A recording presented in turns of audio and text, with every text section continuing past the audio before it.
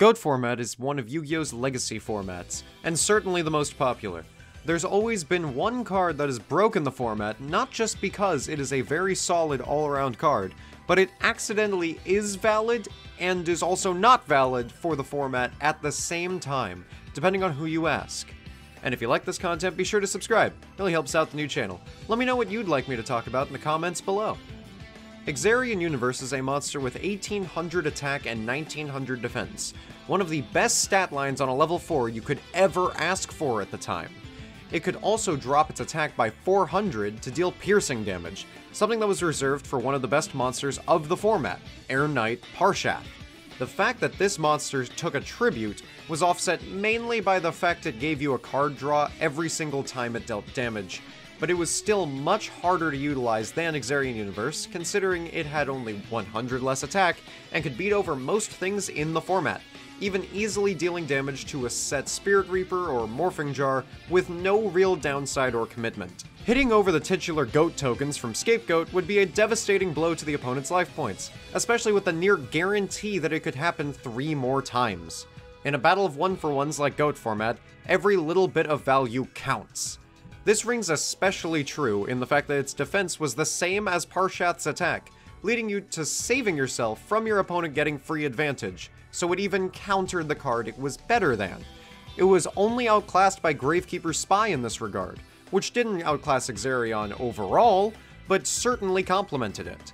Many cards were also nullified by EXARION Universe, like the smaller piercing Enraged Battle Ox, or even the multi-attacking ASURA Priest. EXARION merely did their jobs, but better, leading to the format being almost solved.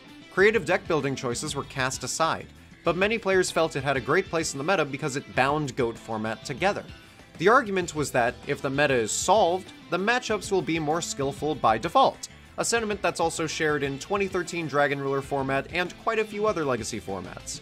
EXARION led to a general shift more towards aggression in Yu-Gi-Oh!, as even GOAT Control could run it as a wall breaker or as a wall to wait to be broken. EXARION Universe is a genuinely very well-made card, and the best card to come out as a tin promo yet, and for many years after that point. But here lies the problem. You see, GOAT format is not just a format people played at the time, but one people still choose to play today, whether it be for the old school feel or the idea that it's simply more skillful than any Yu-Gi-Oh! That came before or after it. It was a format that is based entirely on the format of April to September 2005, with the same ban list and card pool and everything of the sort. But there's still changes and new deck ideas cropping up all the time, despite being 17 years old. The issue comes in the date, as many people draw the exact line of GOAT format at being right before Cybernetic Revolution came out. This is the set that introduced Cyber Dragon, a hugely popular and powerful card, as well as many other cards that felt like they had power creeped GOAT a bit too much for it to be considered the same format. Cybernetic Revolution came out in August, and EXARION came out in September, so of course it wouldn't be valid, right? Well, not necessarily. When GOAT format was being revived on Dueling Network in 2012 through 2016, EXARION was included in the card pool. Not Cybernetic Revolution, just all of the GOAT era cards plus EXARION Universe. There is no way of knowing why this was the case, but it was the case, and this is how a lot of people were actually shown GOAT format for the first time. And funnily enough, this was an actual format for some stores that were able to acquire and sell the tins early, just because the internet was in its infancy and no one knew what exactly cards were supposed to be legal. Like, no one had any idea.